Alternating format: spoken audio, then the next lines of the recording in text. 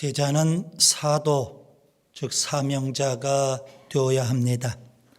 제자는 세상에서 부름받은 사람이죠. 사도는 세상으로 보냄받은 사람입니다. 제자는 예수님을 추종하는 사람이고요. 사도는 사명을 감당하는 사람입니다. 사명자의 진정한 모델은 누구일까요? 세례자 요한입니다. 그는 달려갈 길을 다 달려간 사람입니다. 사명에 살고 사명에 죽은 사람입니다. 예수님은 12 제자를 전도의 현장에 사도로 사명자로 파송하십니다. 제자들은 세상에 나아가서 천국 복음을 전파합니다. 마귀 사탄과 싸워 승리합니다.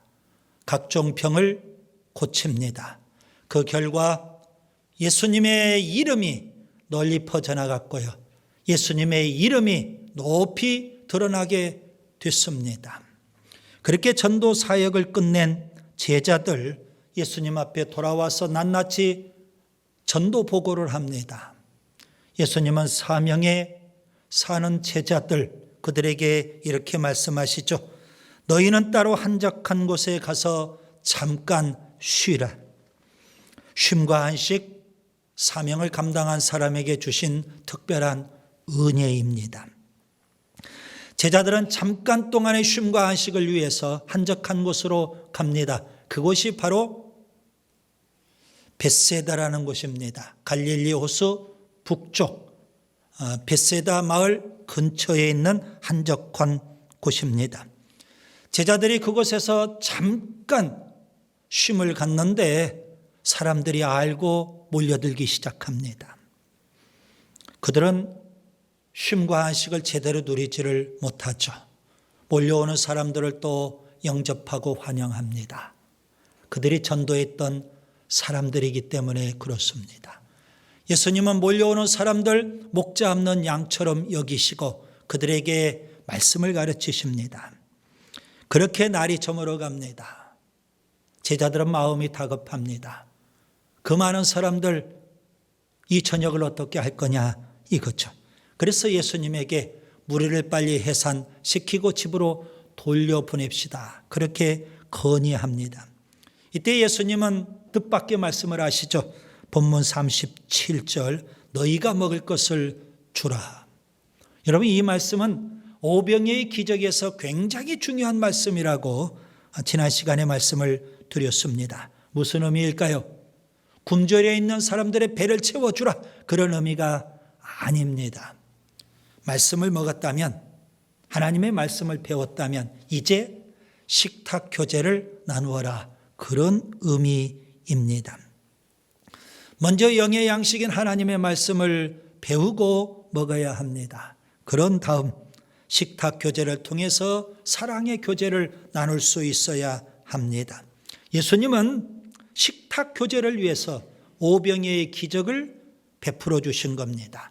단지 사람들의 줄인 배를 채우기 위해서 오병이의 기적을 베푸신 것이 아니라 식탁 교제를 나누라고 오병이의 기적을 베풀어 주십니다. 여러분 오병이의 기적 오늘 우리에게 적용할 필요가 있겠습니다. 주일마다 주님이 주시는 쉼과 안식을 누릴 수 있기를 바랍니다. 아무리 힘들고 아무리 바빠도 주일에는 쉬어야 됩니다. 일 중독에 빠지면 안 됩니다. 주일에 쉼과 안식을 누리면서 우리가 하나님 앞에 나와 예배를 드리고 하나님의 말씀을 또 듣고 깨닫고 또 배워야 합니다. 하나님의 말씀은 영의 양식이기 때문에 그렇습니다. 그런 다음 식탁 교제를 통해서 사랑의 교제를 나눌 수 있다면 얼마나 좋을까요? 사랑의 교제, 식탁 교제를 통해서 교회는요 사랑의 공동체가 될 수 있는 겁니다. 오늘은 오병이어 기적 두 번째입니다. 지난 시간에는 오병이의 기적을 베푸신 서론적인 내용을 말씀드렸다면 오늘은 오병이어 기적의 본론적인 내용, 말씀드리려고 합니다. 세 가지를 여러분 배우면 좋겠습니다. 첫째, 드림입니다. 본문 37절 38절입니다. 제자들은 예수님에게 이렇게 건의하죠. 무리를 보내어 두로 촌과 마을로 가서 무엇을 사 먹게 하옵소서. 제자들의 합리적인 건의입니다.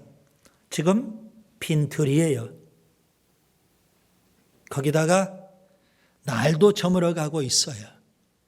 먹을 것이 없는데 사람이 5,000명 이상이에요. 이 저녁 식사를 누가 어떻게 감당하겠습니까? 달리 방법이 없거든요. 그래서 빨리 해산하고 사람들을 집으로 돌려보내자는 겁니다. 그런데 예수님은 이렇게 말씀하십니다. 너희가 먹을 것을 주라. 제자들이 듣기에는 너무 황당한 말씀을 지금 하고 계시는 겁니다. 예수님께서 지금 상황 파악을 못하고 계시는 듯 합니다. 도저히 불가능한 일이죠. 그래서 제자들은 예수님에게 질문합니다. 우리가 가서 200데나리온의 떡을 사다 먹이리까? 이 한적한 곳, 조그마한 마을인데 어디서 200데나리온 이상, 여러분 5,000명이 먹을 수 있는 그 음식을 어디에서 사올 수 있을까요? 불가능한 거죠. 아마도 많은 사람들이 먹으려면 최소한 200데나리온 이상의 떡이 필요하다는 이야기입니다. 예수님은 구체적으로 지시하십니다. 너희에게 떡 몇 개나 있는지 가서 보라, 알아보라는 겁니다. 떡이 몇 개를 갖고 있는지. 그래서 제자들은 사람들이 먹을 것이 얼마나 있는지, 얼마나 지금 갖고 있는지 조사해 봤습니다. 찾아본 결과 보리떡 5개, 물고기 2마리가 전부입니다. 5,000명이나 되는 사람들 가운데서 그들이 가지고 있는 먹거리는 5병이어 뿐이었습니다. 요한복음에는 이때의 상황을 좀 더 자세하게 설명합니다. 예수님께서 빌립을 시험하려고 질문하십니다. 우리가 어디서 떡을 사서 이 사람들을 먹이겠느냐? 어디서라고 질문합니다. 빌립은 벳세다 출신이라고 말씀을 드렸어요. 벳세다라는 마을을 너무 잘 압니다. 그래서 예수님이 빌립에게 어디서 떡을 사서 이 사람들을 먹일 수 있겠느냐? 빌립이 다 알죠. 그 벳세다라는 마을. 이건 불가능한 거예요. 우리 동네에서 사서 떡을 구할 수 없는 거예요. 빌립이 이렇게 대답을 합니다. 각 사람에게 조금씩 받게 할지라도 200데나리온의 떡이 부족하리이다. 자, 빌립은 예수님이 어디서라고 그렇게 질문하셨는데 그 질문에 대한 답을 하지를 못하는 겁니다. 이 벳세다라는 마을에서는 구할 수가 없거든요. 다만 최소한 제가 계산해 보니까 200데나리온 이상의 떡이 필요할 것 같습니다. 이렇게 대답을 해요. 그는 나름대로 치밀하게 계산을 해서 최소한 그 정도의 떡이 있어야 합니다. 이렇게 대답을 드린 겁니다. 그때 안드레가 다소 생뚱맞은 그런 이야기를 합니다. 한 어린아이가 보리떡 5개와 물고기 2마리를 가지고 있습니다. 어린아이가 보리떡 5개와 물고기 2마리를 갖고 있다는 겁니다. 요한복음에 나오는 내용이에요. 여러분, 여기에서 우리가 놓쳐서는 안 될 중요한 사실이 있어요. 보리떡 5개와 물고기 2마리는 어린아이의 도시락입니다. 오병이어의 기적은요, 어린아이가 가지고 있는 그 오병이어를 예수님에게 드릴 때 그때부터 기적이 시작되는 겁니다. 여러분, 드린다는 것, 예수님에게 드린다는 것 굉장히 중요한 일입니다. 사람들은 받는 일에 익숙해요. 하나님과의 관계에서도 받는 일에만 관심이 있어요. 그래서 은혜도 받아야 되겠고요.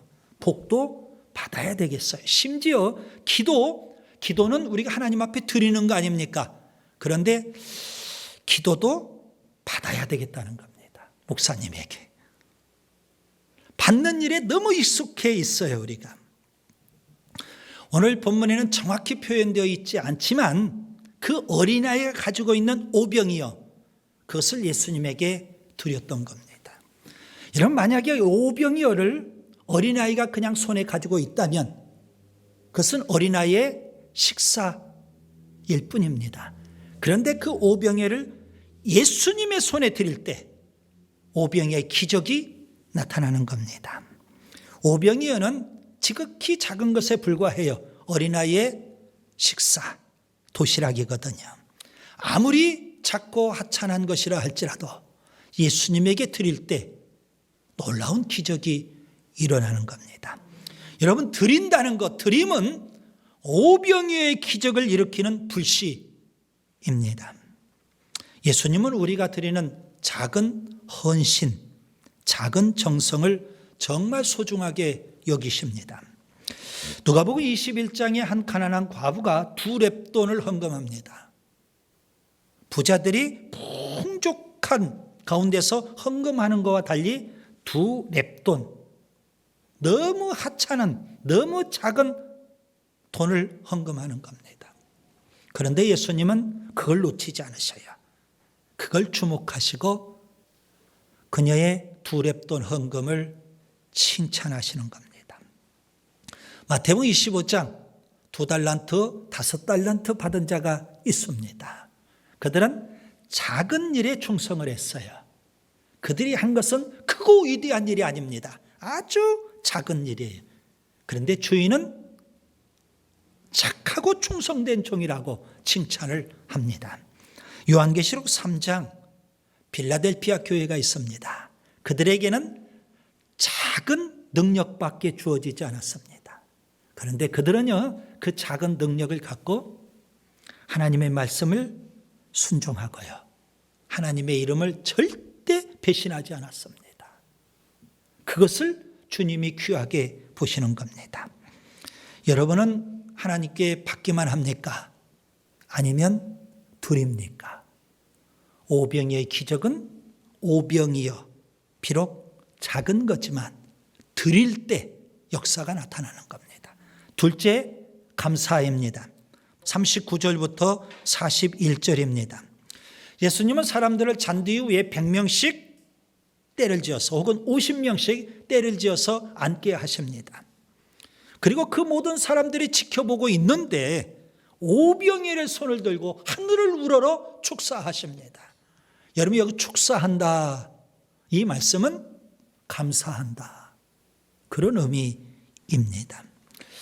세번역 성경에 요한복음 6장 11절에 이렇게 표현되어 있습니다.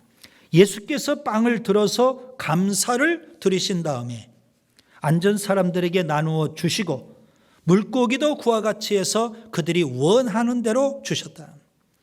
예수님은 먹을 걸 주라, 그렇게 말씀하시고 사람들을 잔디 위에 앉힙니다. 사람들은 뭔가 먹을 게 있나 보다 지금 기대하고 있지 않겠습니까? 그런데 예수님이 손에 들고 감사하신 것은 오병이어입니다. 사람들의 입은 몇 개예요? 5,000개. 사람들의 입은 5,000개. 그런데 예수님께서 지금 손에 들고 계신 것은 오병이어. 어른들 한 사람 목도 아닙니다. 어린아이의 도시락에 불과하거든요.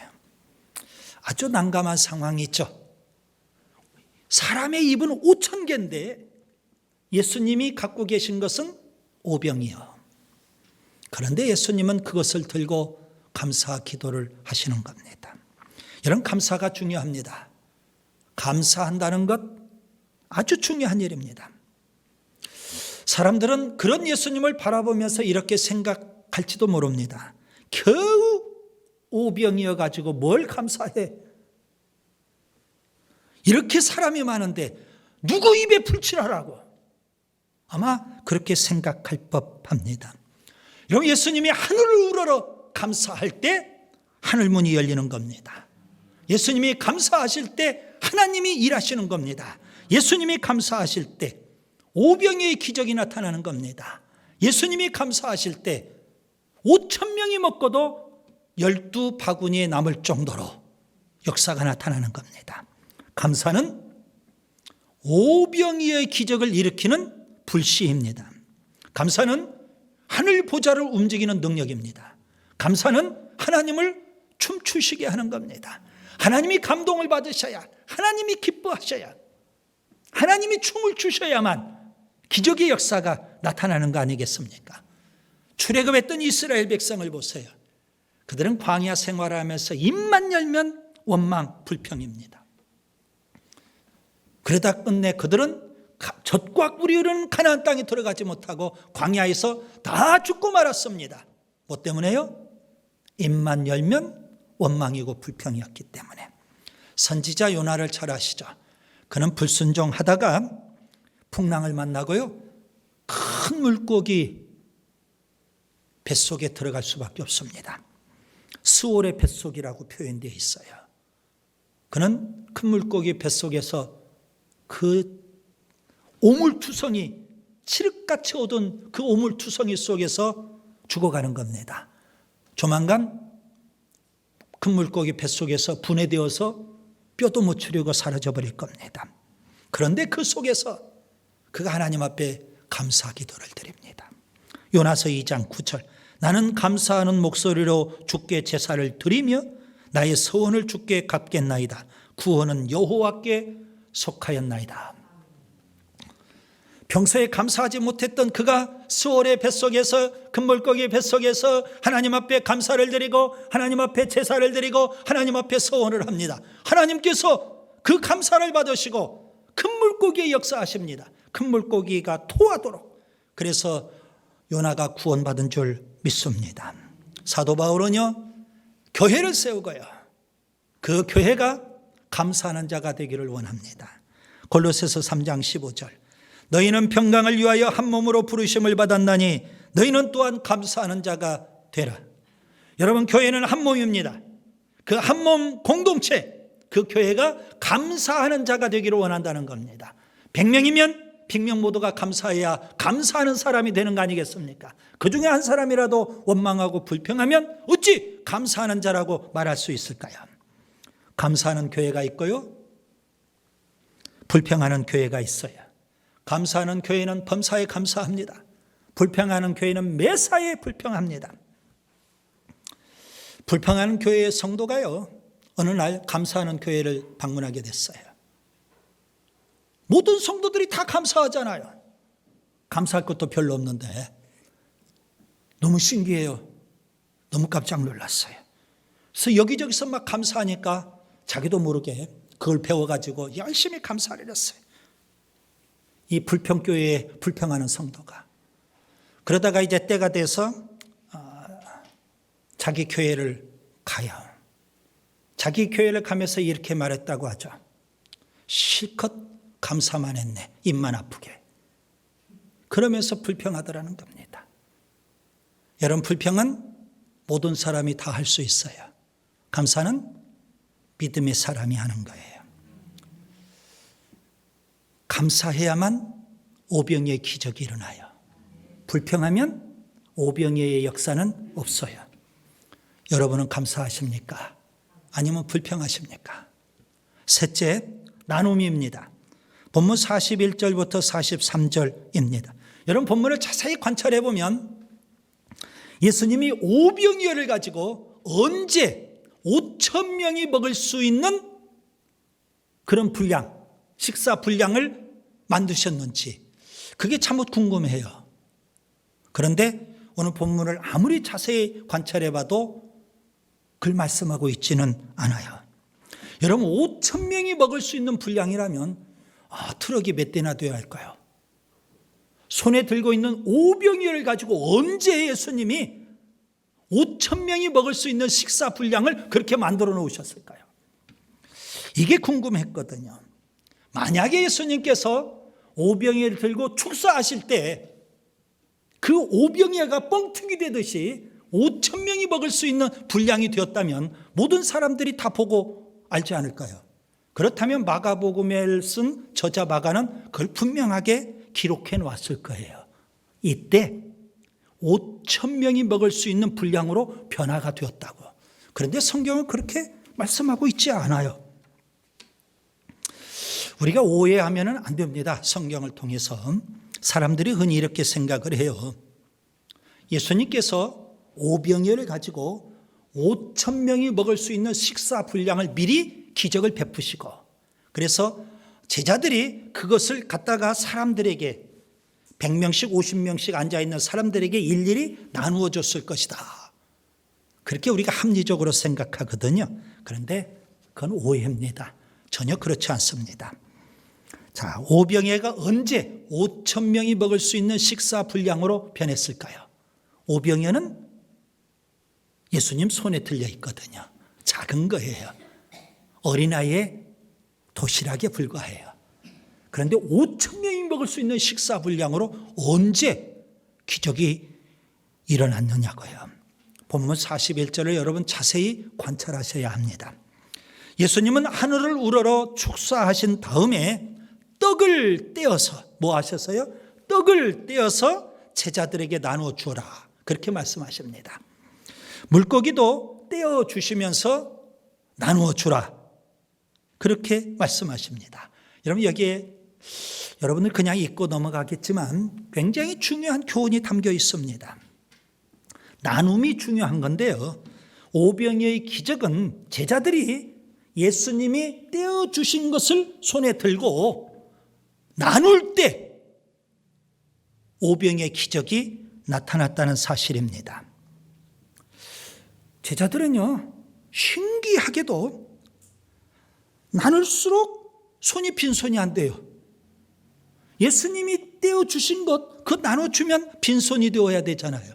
그런데 신기해요. 나누면 또 생겨요. 나누면 또 생겨요.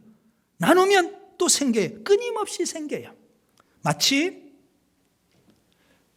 보리떡과 물고기가 마르지 않는 샘과 같아요. 사람들에게 계속 떡과 물고기를